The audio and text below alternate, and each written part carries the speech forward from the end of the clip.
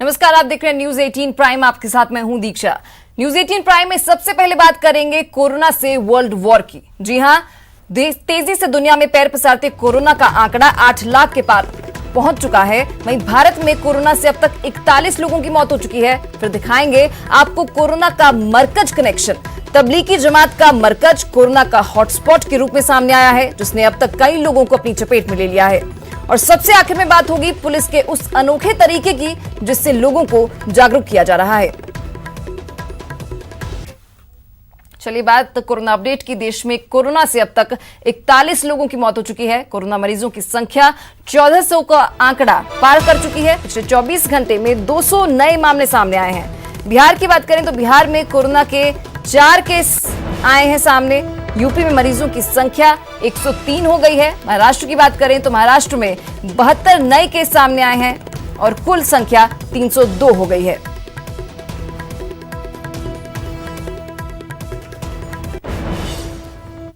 चलिए बात मरुधरा में कोरोना काल की। राजस्थान में संक्रमित लोगों का बढ़ा आंकड़ा। प्रदेश में पॉजिटिव मरीजों की संख्या 93 हो गई है। ईरान से आए 10 और लोग कोरोना पॉजिटिव पाए गए हैं। कल भी ईरान से आए लोगों में से 7 लोग पॉजिटिव पाए गए थे। जयपुर, अजमेर, झुंझुनू और डूंगरपुर में एक केस सामने आया है। प्रदेश में ईरान से मामले के अलावा अब तक 76 केस सामने आ चुके हैं।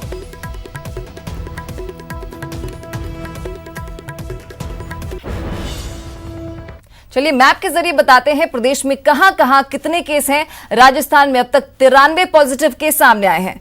इसमें ईरान से आए 17 लोग भी शामिल हैं। बात प्रदेश की करें तो अकेले 26 केस भीलवाड़ा के ही हैं। वहीं राजधानी जयपुर में 21 केस पॉजिटिव हैं। जोधपुर में 7 केस पॉजिटिव हैं। वहीं झुंझुनू में 8, अजमेर में 5, डूंगरपुर में 3 और प्रतापगढ़ में 2 केस पॉजिटिव हैं।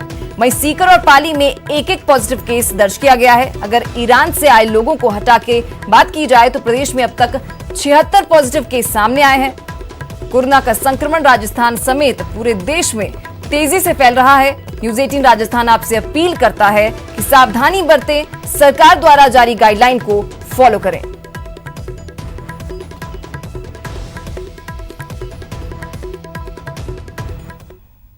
चलिए बात करेंगे कोरोना के नए हॉटस्पॉट की, जो कहीं और नहीं देश की राजधानी दिल्ली में पाया गया है। हॉटस्पॉट था निजामुद्दीन इलाके में स्थित तबलीगी जमात का मरकज, जहां एक जलसे में शामिल हुए करीब 2000, ध्यान दीजिए 2000 लोगों को कोरोना संक्रमित होने का अंदेशा है। इनमें से 24 पॉजिटिव पाए गए हैं, जबकि वापस लौटे 6 की मौत हो चुकी है। कोरोना का हॉटस्पॉट, उनको बख्शा ना जाए। सोशल डिस्टेंसिंग का ध्यान नहीं रखा गया है। एक साथ इतने सारे लोग हैं, अगर तबीयत खराब हो रही है उन्होंने छुपाया, उसको बताया नहीं है। 350 के करीब लोगों में कोरोना के लक्षण। कुल 1033 लोगों को कल शिफ्ट किया गया, जिसमें से 330-35 लोगों को अस्पताल में किया गया। बाकी 700 के करीब लोगों को डिफरेंट क्वारंटाइन सेंटर्स में भेजा गया है। तेलंगाना लौटे 6 मरीजों की हुई मौत। एक जलसा हुआ, कई लोगों की जान चली गई। मौत का कोरोना कनेक्शन निकला और देश भर में हड़कंप मच गया। हनूज दिल्ली दूरस्थ। हजरत निजामुद्दीन औलिया ने दिल्ली के शासक गयासुद्दीन तुगलक से कभी कहा था कि दिल्ली अभी दूर है, लेकिन दिल्ली के एक जलसे से निकला कोरोना वायरस अब कई राज्यों तक पहुंच चुका है। और ये जांच, ये एहतियात इसलिए कि मौत का वायरस ज्यादा से ज्यादा लोगों को अपनी चपेट में न ले सके। दिल्ली के निजामुद्दीन इलाके में हुए धार्मिक जलसे में शामिल होने वाले 24 लोगों में कोविड-19 के इन्फेक्शन की पुष्टि होने के बाद देश भर में मचा हड़कंप थमने का नाम नहीं ले रहा। करीब 350 लोगों में कोरोना के लक्षण मिले हैं, जिन्हें अलग अलग अस्पतालों में भर्ती कराया गया है। जितने भी लोग थे परसों से शिफ्ट कर रहे हैं। 100 के करीब लोगों को परसों किया गया। कल से रात से लेकर अब तक 334 लोगों को और अस्पतालों में शिफ्ट किया गया है और 700-750 लोगों को हमने क्वारंटाइन सेंटर्स में शिफ्ट किया है। तो सभी लोगों को किया जा रहा है, परंतु जो आयोजक हैं, मैं कहना चाहता हूं, उन्होंने बहुत ही घोर अपराध की श्रेणी में काम किया है। दिल्ली के अंदर डिजास्टर, पूरे देश में डिजास्टर एक्ट लागू था। इस बीच हैदराबाद से तेलंगाना के मुख्यमंत्री कार्यालय ने इस बात की पुष्टि की है कि इस जलसे में शामिल होकर वापस लौटे लोगों में से 6 लोगों की मौत हो चुकी है और बाकी लोगों की तलाश की जा रही है। लेकिन ये जमात कैसे लगी, जिससे जान के लाले पड़ गए। कई की जान चली गई और कई पॉजिटिव पाए गए और सैकड़ों को क्वारंटीन कर दिया। वायरस ने कितनों को अपनी चपेट में लिया, अभी कहा नहीं जा सकता। अब जरा उस जमात के बारे में भी जान लीजिए जिसका आयोजन निजामुद्दीन मरकज में 1 से 15 मार्च के बीच हुआ था। लेकिन ये आयोजन पूरे देश के लिए आफत का सबब बन गया और मरकज कोरोना का सेंटर बन गया। दिल्ली सरकार ने आयोजक के खिलाफ सख्त कार्रवाई की सिफारिश की है। तो सभी लोगों को किया जा रहा है, परंतु जो आयोजक हैं, मैं कहना चाहता हूं, उन्होंने बहुत ही घोर अपराध की श्रेणी में काम किया है। दिल्ली के अंदर डिजास्टर, पूरे देश में डिजास्टर एक्ट लागू था।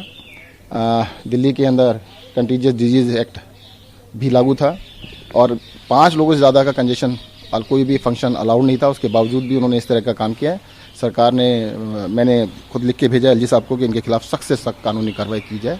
दिल्ली की दहशत की खबर चूरू से भी आई और जैसे ही प्रशासन को वार्ड नंबर 19 में स्थित मस्जिद में बाहर से आए लोगों के होने की सूचना मिली, पुलिस और स्वास्थ्य विभाग की टीम ने मौके पर पहुंचकर लोगों की जांच की और उन्हें क्वारंटीन में भेज दिया। इस आयोजन को लेकर अब सवाल पर सवाल उठ रहे हैं।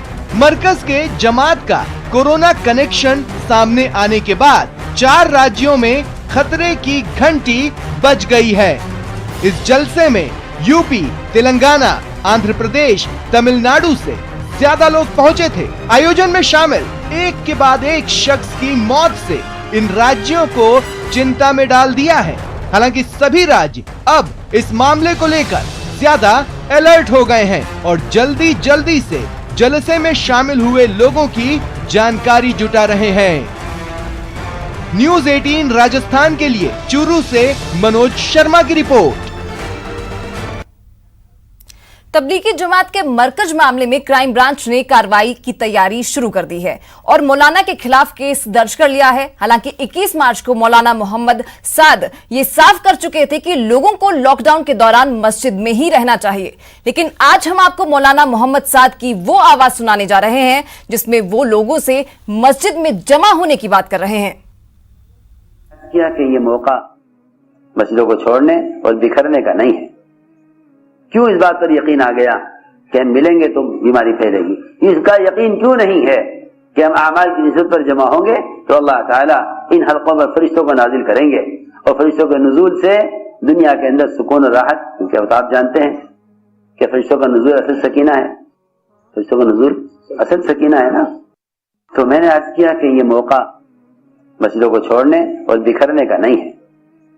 क्यों इस बात पर यकीन आ गया कि हम मिलेंगे तो बीमारी फैलेगी? इसका यकीन क्यों नहीं है कि हम आमाल की निस्बत पर जमा होंगे तो अल्लाह ताला इन हल्कों में फरिश्तों को नाजिल करेंगे और फरिश्तों के नुज़ूल से दुनिया के अंदर सुकून और राहत, क्योंकि आप जानते हैं कि फरिश्तों का नुज़ूल असल सकीना है। फरिश्तों का नुज़ूल असल सकीना है ना। निजामुद्दीन इलाके में तमाम जांच पड़ताल के बाद दिल्ली पुलिस ने उन 1830 लोगों की लिस्ट जारी की है जो देश और दुनिया भर से यहां पहुंचे थे।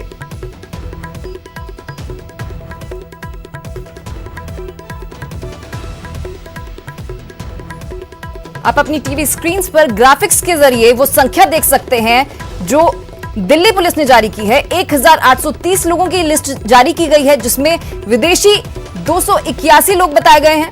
असम के लोग 216, महाराष्ट्र के 109, तमिलनाडु की बात करें तो 501, उत्तर प्रदेश के 156, मध्य प्रदेश के 107, अंडमान के 21, बिहार के 86, हरियाणा के 22, हिमाचल के 15, हैदराबाद के 55, कर्नाटक के 45, केरल के 15, उड़ीसा के 15, पंजाब के 6, रांची के 46, राजस्थान के 19 लोग, उत्तराखंड के 34 लोग, पश्चिम बंगाल के 73 लोग इसमें शामिल थे। दिल्ली पुलिस ने 1830 लोगों की ये लिस्ट जारी की है। जांच पड़ताल के बाद ये लिस्ट जारी की गई।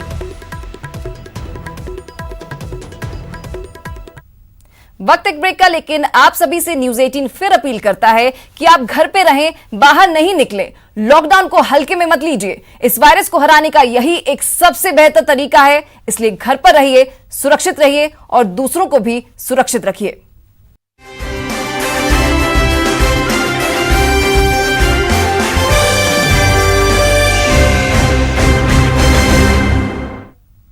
ब्रेक के बाद आपका स्वागत है। कोरोना के कहर से लोगों को बचाने के लिए, उनमें जागरूकता फैलाने के लिए जैसलमेर पुलिस ने एक अनोखा तरीका निकाला है। एक रिपोर्ट। कोरोना से जंग है, कोरोना हेलमेट से अवेयरनेस। आम जनता को सूचित किया जाता है कि आप अपने घरों में रहें, अनावश्यक इधर उधर नहीं घूमें, दूरी बना के रखें, दोपहिया वाहन का प्रयोग नहीं करें। लॉकडाउन